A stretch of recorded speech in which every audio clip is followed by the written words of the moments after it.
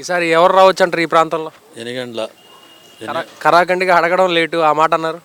అంతే, ఆయనే వస్తాడు కరెక్ట్గా. ఇప్పుడు 20 ఏళ్ళు పాతుకుపోయారు, ఒకరు మంత్రి పదవి కూడా తీసుకొచ్చారు, ఏం చేయలేదా? ఏం చేశాడు?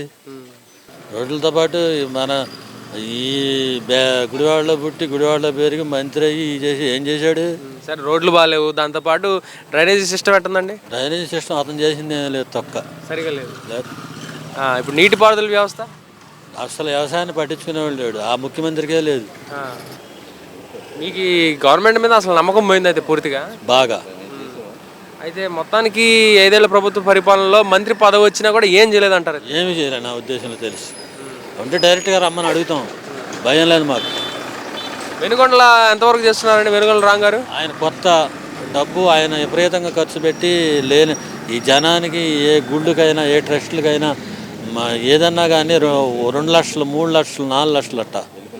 ఆయనకి ఎవరు తెలియపోయినా కొన్ని అటు దిగువ ప్రాంతాల వాళ్ళకి బుర్రపడెక్కి నుండి బాగు చేశాడు ఆయన. సొంత డబ్బే కదండి అది, సొంత డబ్బుతో.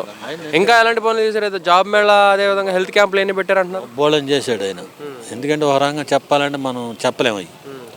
ఒక రంగం చెప్పాలంటే మంచి మనిషి ఆయన, ఆయనకి వేస్తామండి, అనుమానం లేదు. ఈసారి మార్పు వస్తుందంటారు అయితే? మార్పు గ్యారంటీగా వద్దు. గుడివాడ ప్రజల్లో మొత్తానికి మార్పు అయితే సంభవిస్తుందా? కన్ఫామ్గా అనుమానం లేదు. ఎందుకని అంత కుండ బద్దలు కొట్టినట్టు చెప్తున్నారు? 20 ఏళ్ళ మట్టి పడుతున్నాం గేలతో. ఇప్పుడు కొత్త ఆయన రాని ఆయనే చూద్దాం. ఇప్పుడు 20 ఏళ్ళ మట్టి నువ్వు తింటున్నావుగా, ఏం చేస్తే వచ్చామో చెప్పమను. ఒక అవకాశం ఇస్తారు అయితే ఆయనకి ఇస్తాం, నష్టం ఏంటి? మేనిఫెస్టో చూసారా వైసీపీది టీడీపీది? మేనిఫెస్టో చూసారా? అది అలాంటిది భయపడాల్సిన పనే లేదు మనకి, తిరుగులేదు. అంత మేనిఫెస్టో బాగుందంటారు ఆ విధంగా? తర్వాత అంతా భగవంతుడిదే. మా ఉద్దేశం మాత్రం ఆయనే కావాలి. సరే, టీడీపీ తరపున ఎమ్మెల్యే క్యాండిడేట్ వచ్చేసి వెనుగొండల రాము గారు అన్నారు. మరి ఎంపీ క్యాండిడేట్ ఎవరు వస్తారండి? మా జనసేన గాజు గ్లాసా? పేరు బాలశౌరి కదండి? బాలశౌరి. ఆయన ఏమైనా చేశారు ఈ ప్రాంతానికి? ఆయనకి ఫస్ట్ ఈ పైబడ్డు ఆయనగా అన్ని సంతకాలు పెట్టి చేసింది. వీళ్ళకేం తెలుసు? ఇవన్నీ ఆయన చదువు వీళ్ళకి లేదుగా. మొత్తానికి సరే కూటమి గెలుస్తుంది అంటారు గ్యారంటీగా. అయితే మొత్తానికి చూస్తే ఈ ప్రభుత్వంలో మీకు తీవ్రంగా అసంతృప్తికరంగా అనిపించిందా? కాదా, మనకు ఉన్నది కొద్ది పొలం. ఆ పొలం డబ్బులు ఇదివరకు ఎవరన్నా మధ్యలో వ్యాపారస్తులు ఉంటే వాళ్ళు కొనుక్కొని ఎత్తుకెళ్ళిపోయేవాళ్ళు. ఇప్పుడు ఉండేవాళ్ళు మధ్యలో దళారులు. దానికి తగ్గట్టు మా కర్మ తగ్గట్టు ఆ టైంలోనే కరెక్ట్గా హోన పడుతుంది. ఏం పట్టించుకున్నది ఇది రైతుల్ని? ఫస్ట్లో శుభ్రంగా ఉండే కొన్నాడు, తర్వాత సార్ ఎలా ఉందండి మీ ప్రాంతంలో రాజకీయ పరిస్థితులు ఏ విధంగానే ప్రస్తుతానికి? నాని గారు డెవలప్మెంట్ ఏం చూపించినట్లేదు. ఓకే. సాధారణ టాపీ వాళ్ళు కానీ కూలీలు కానీ వడ్రింగ్ వాళ్ళకి కానీ వాళ్ళకి జీవనోపాధి కరువైంది. ఇదివరకే రోజు పని ఉండేది. రోజు పని ఉంటే ఇక ఎవరికి ఆశించేవాడు కాదు. ఇప్పుడు ఏమవుతుందంటే అప్పులు చేసుకుని ఉండి లేక సాదా చేయదాగా బతుకుతున్నారు, కొద్ది ఇబ్బందులకు గురవుతున్నారు. అలాంటి వాటిని కొద్దిగా అభివృద్ధి చెందేటి చేయాలి. మంత్రి పదవి వచ్చింది కదండి, ఏమైనా చేశారా? మంత్రి పదవి వచ్చినాకంటే మంత్రి పదవి వచ్చినాక 10% కూడా చేయాల. చిన్న చిన్న ఉన్నా చేసేయడం కానీ ప్రభుత్వాలు అన్నాయి హామీల ప్రకారంగా నడిచినాయి. కానీ మనకు డ్రైనేజీ వ్యవస్థ కానీ రోడ్లు కానీ వ్యవసాయ భూమి ఉంది కదా, కాలువ గట్లు కానీ కళావతులు కానీ వ్యవసాయం అనేది ముఖ్యమైన భాగం మనకు. ఇప్పుడు ఆయన ఎక్కడ విఫలం అయ్యారంటారు? అంటే జగన్ దగ్గర నుంచి మంత్రిగా ఏమైనా తీసుకురొచ్చేదానికి అవకాశం లేదా? ఆయన చక్కగా మెప్పించి తెచ్చుకుని కొన్ని పనులు మనకు చేయాలి. ముందు పల్లెటూరు గ్రామీణ ప్రాంతం వ్యవసాయం బాగుండాలంటే డొంకలు, రోడ్లు, నీటి సరఫరా అవన్నీ శుభ్రంగా చేస్తే అభివృద్ధి ఆదాయం బాగా పెరుగుద్ది, పంటలు పండుతాయి. ఒకటి ఏదో 10 మందిలో 2-3 10 మందికి పెట్టేయడం కానీ అందరికీ డబ్బు అన్నది తిరగట్లా మనీ తిరగట్లా. అంటే లోన్లు ఇవ్వాలా లేకపోతే బ్యాంకు వాళ్ళు సాయం చేయాలి ఏదన్నది అంత పెద్ద ఎత్తున తెలియదు. కానీ అభివృద్ధి చాలా డిమ్ముగా ఉంది. చాలా డిమ్ అంటున్నారు. ఇప్పుడు వెనుగొండల రావు గారు ప్రజలు ఎంతవరకు తిరుగుతున్నారండి ప్రస్తుతానికి? ఆయన అందరూ ఏమన్నా కొత్త క్యాండిడేట్ ఒకసారి చూద్దాము, ఏదో సాఫ్ట్వేర్ కంపెనీలు తెస్తారు, ఉద్యోగాలు ఇస్తారు, మొన్న ఈ మధ్య 700 ఉద్యోగాలు ఇచ్చారు అంటున్నారు. అంటే సొంత నిధులతోనా?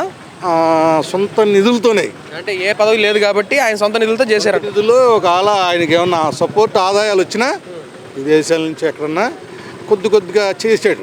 చేయడం అంటే అన్నీ ఏం చేయటం కుదరదు, అక్కడ కాస్త అక్కడ చేశాడు. కొద్ది గొప్ప ఆ గుళ్ళో గోపురాలు లేకపోతే చర్చిలు మార్పు సంభవిస్తుందా ఈసారి? మార్పు సంవత్సరం ఇతను శుభ్రంగా చేసుకోవాలి, అతనిలో నిర్ణయించుకోవాలి. మనం ఓటేసాం, ఎవరికోళ్ళకి వేసాం, వాళ్ళు బాగా చేస్తే మనం వాళ్ళనే మెచ్చుకుంటాం, మళ్ళీ వాళ్ళకే వేస్తాం. అయితే జనాలు ఒక అవకాశం ఇద్దాం అనే ఇదితో ఉన్నారా? ఉన్నారు. అది కరెక్ట్. నాకిద్దరు ఇష్టమే నిజంగా చెప్పాలంటే. కానీ మీరు ఇట్లా చెప్పినప్పుడు ఒక నిర్ణయంగా ఉండాలిగా, ఖండించాలి. ఇద్దరు లోకలేగా ఇద్దరు. ఈసారి గుడివారి చరిత్ర మారబోతుందా? ఇప్పుడు 4 సార్లు గెలిచాడు కాబట్టి ఇప్పుడు కూడా ఆయన ఎవరేమంటారు, అభివృద్ధి మాత్రం చేయలేకపోవడం బాధపడుతున్నారు. ఒక అవకాశం ఇవ్వాలనుకుంటున్నారా? కొత్త ఇది ఇస్తారు, ఎన్నికలు రాముకి ఇస్తారు, ఆయన చేస్తాడు కూడా. కొత్త వాళ్ళు మార్చాలి అసలు. పొత్తు కాబట్టి సక్సెస్ అవుతాడు. 20,000 23,000 మెజార్టీ వస్తాడు. అంత హై లెవెల్లో వస్తుందండి. ఇక్కడ 20,000 గుడివాడ నియోజకవర్గం. సిటీలో ఎట్టుంటది? మొత్తం మీద 20,000.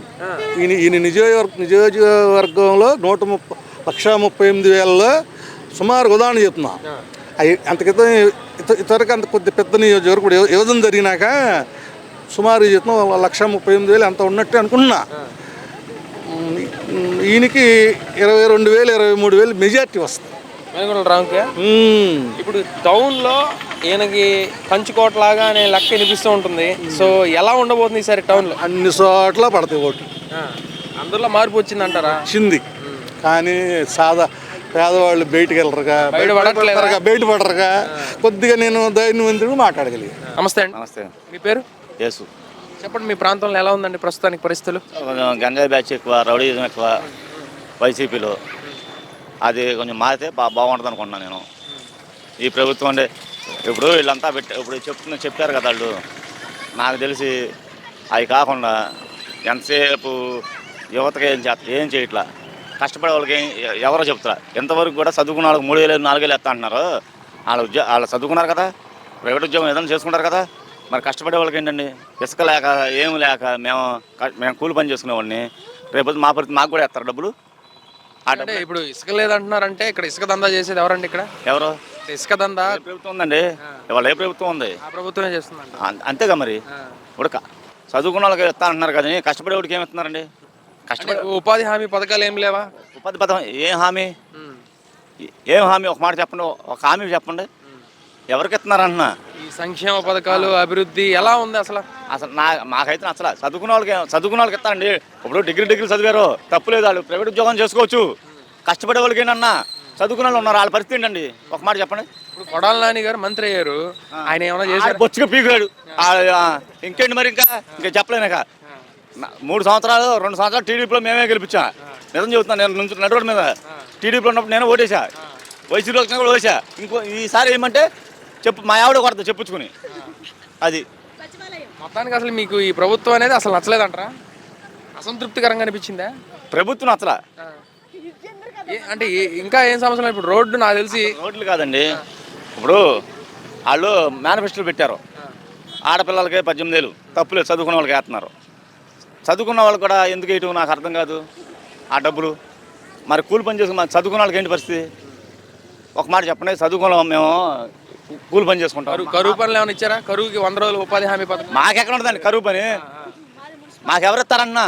ఇప్పుడు ఉద్యోగం చేసుకున్న 3,000 ఇస్తానండి. చదువుకున్నారు, డిగ్రీ చదువుకున్నారు, వాళ్ళకైనా ఉద్యోగాలు ఇప్పిండి చాలు, 3,000 వాళ్ళకి ఇస్తున్నారు. మేము కష్టపడే వాళ్ళకి మాకు ఎవరిస్తాడు? సచివాలయం ఏమంటే మా శాంత మాట్లాడమంటారా? కష్టపడేవాడికి ఎవరిస్తాడంట? ఇప్పుడు మేము కూలి పని, మేము చదువుకోలేదు, మాకు ఉద్యోగాలు రావు, ఉపాధి హామీ కాదు, నిరుద్యోగ వృద్ధి అని ఏదో పెట్టాడు. మరి దానికేంటి, వాళ్ళు చదువుకున్న వాళ్ళకి ఇస్తారు, మా చదువుకున్న వాళ్ళని పరిస్థితి ఏంటి? మా వాళ్ళ పరిస్థితి ఇప్పుడు యాక్చువల్గా టీడీపీలో నిరుద్యోగ వృత్తి అనేది టీడీపీలో ఇస్తున్నారు, ఈ గవర్నమెంట్లో ఏమి ఇస్తున్నారు? ఇప్పుడు ప్రకటించింది ఏంటి? మేనిఫెస్టోలో 6 ప్రకటించారు, ఉచిత బస్సు, గ్యాస్ సిలిండర్, ఇంకోటి ఏంటంటే ఆడపిల్లలకి 1500 నెల నెల ఇస్తున్న మహిళలకి మహిళలకి కరెక్టే. అమ్మఒడి ఎట్టయినా ఇస్తున్నారు కదా. చదువుకున్న వాళ్ళకి 1500 3000 ఇస్తామని చెప్పారు. చదువుకున్న వాళ్ళ పరిస్థితి ఏంటి?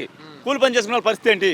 ఈ రెండిట్లో ఇప్పుడు ఎవరన్నా కూడా ఒకరిని ఎన్నుకోవాలండి మనం. ఈ రెండిట్లో మీకు ఏది మెరుగ్గా అనిపించిందని నేను అడుగుతున్నా. అయ్యో, ఇప్పుడు మేము కూలి పని చేసుకుంటాము, చదువుకోలేదు, డిగ్రీలు లేవు మా దగ్గర.